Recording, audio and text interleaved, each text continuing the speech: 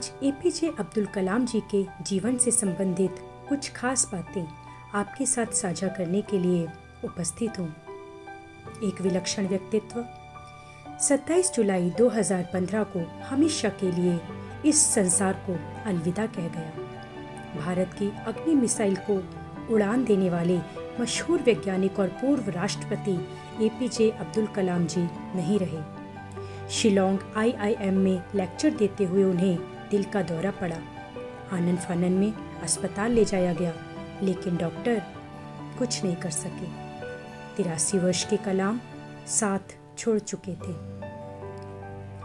APJ Abdul Kalam का पूरा नाम अबुल पाकिर जैनुलाब्दीन अब्दुल कलाम था। एक मछुआरे का बेटा अखबार बेचा करता था। ये कलाम के जीवन का शुरुआती सफर था।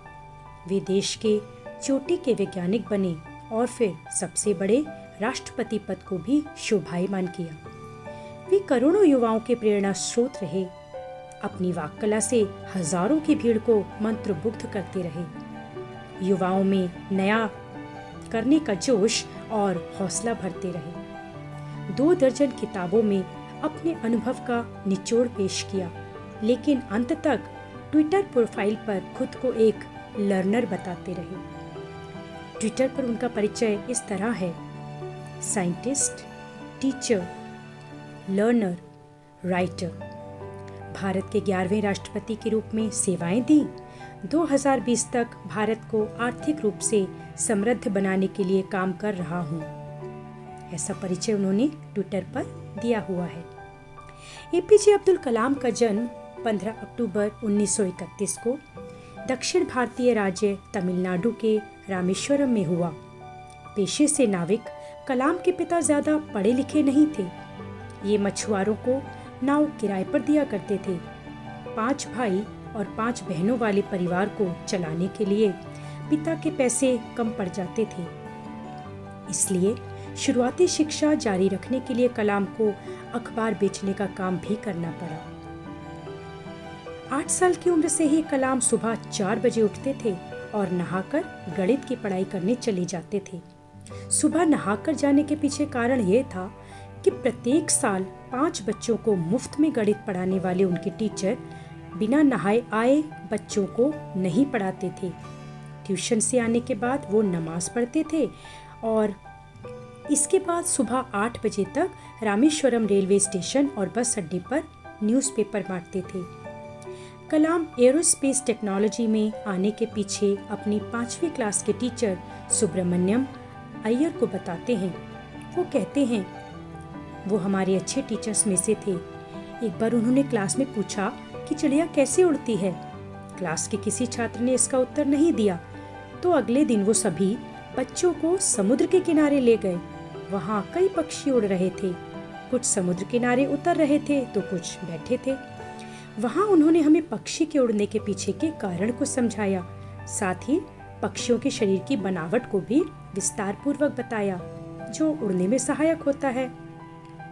उनके द्वारा समझाई गई ये बातें मेरे अंदर इस कदर समा गईं कि मुझे हमेशा महसूस होने लगा कि मैं रामेश्वरम के समुद्र तट पर हूँ। और उस दिन की घटना ने मुझे जिंदगी का लक्ष्य निर्धारित करने की प्रेरणा दी। बाद में मैंने तय किया कि उड़ान की दिशा में ही अपना कैरियर बनाऊं। मैंने बाद में फिजिक्स की पढ़ाई की और मद्रास इंजीनियरिंग कॉलेज से एरोनॉटिकल इंजीनियरिंग में पढ़ाई की। 1962 में कलाम इसरो में पहुंचे। इन्हीं के प्रोजेक्ट डायरेक्टर रहते भारत ने अपना पहला स्वदेशी उपग्रह प्रक्षेपण यान SLV-3 बनाया। 1980 में रोहिणी उपग्रह को पृथ्वी की कक्षा के समीप स्थापित किया गया और भारत अंतर्राष्ट्रीय अंतरिक्ष क्लब का सदस्य बन गया। कलाम ने इसके बाद स्वदेशी गाइडेड मिसाइल को डिजाइन किया। उन्होंने अग्नि और पृथ्वी जैसी मिसाइलें भारतीय तकनीक से बनाई। 1992 से 1999 तक कलाम रक्षा मंत्री के रक्षा सलाहकार भी रहे। इस दौरान वाजपेयी सरकार ने पोखरण में दूसरी बार न्यूक्लियर टेस्ट भी किए और भारत परमाणु हथियार बनाने वाले देशों में शामिल हो गया। कलाम ने विजन 2020 दिया। इसके तहत कलाम ने भारत को विज्ञान के क्षेत्र में तरक्की के जरिए 2020 तक अत्याधुनिक करने की खास सोच दी गई। कलाम भारत सरकार के मुख्य वैज्ञानिक सलाहकार भी रहे। 1982 में कलाम को DRDL defence research development laboratory का डायरेक्टर बनाया गया। इसी दौरान अन्ना यूनिवर्सिटी ने उन्हें डॉक्टर की उपाधि से सम्मानित किया। कलाम ने तब रक्षा मंत्री के वैज्ञानिक सलाहकार डॉक्टर VS अरुणाचलम के साथ integrated guided missile development programme का प्रस्ताव किया। स्वदेशी मिसाइलों के विकास के लिए कलाम की अध्यक्षता में एक कमेटी भी बनाई गई। इसके पहले चरण में जमीन से जमीन पर मध्यम दूरी तक मार करने वाली मिसाइल बनाने पर जोर था। दूसरे चरण में जमीन से हवा में मार करने वाली मिसाइल, टैंक भेदी मिसाइल और re entry experiment launch vehicle बनाने का प्रस्ताव था। पृथ्वी, त्रिशूल, आकाश, नाग नाम के मिसाइल बनाए गए। कलाम ने अपने सपने रेक्स को अग्नि नाम दिया। सबसे पहले सितंबर 1985 में त्रिशूल, फिर फरवरी 1988 में पृथ्वी और मई 1989 में अग्नि का परीक्षण किया गया। इसके बाद 1998 में रूस के साथ मिलकर भारत ने सुपरसोनिक क्रूज मिसाइल बनाने पर काम शुरू किया और ब्रह्मोस प्राइवेट लिमिटेड की स्थापना की गई। ब्रह्मोस को धरती, आसमान और समुद्र कहीं भी दागी जा सकती है।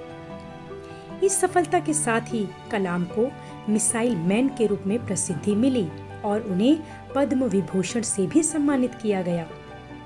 कलाम को 1981 में भारत सरकार ने देश के सर्वोच्च नागरिक सम्मान पद्म भूषण और फिर 1990 में पद्म विभूषण और 1997 में भारत रत्न प्रदान किया। भारत के सर्वोच्च पद पर नियुक्ति से पहले भारत रत्न पाने वाले कलाम देश के केवल तीसरे राष्ट्रपति हैं। उनसे पहले यह मुकाम सर्वपल्ली राधाकृष्णन और जाकिर हुसैन ने हासिल किया। ऐसे उत्कृष्ट तथा महान व्यक्तित्व वाले APJ अब्दुल कलाम जी को हम सभी का शत शत नमन है। और अपनी वार्ता का अंत मैं उन्हीं के कहे हुए एक कथन से करना चाहती हूँ। सपने वो नहीं जो हम नींद में देखते हैं, सपने वो हैं जो हमें नींद ही ना आने दें। धन्यवाद।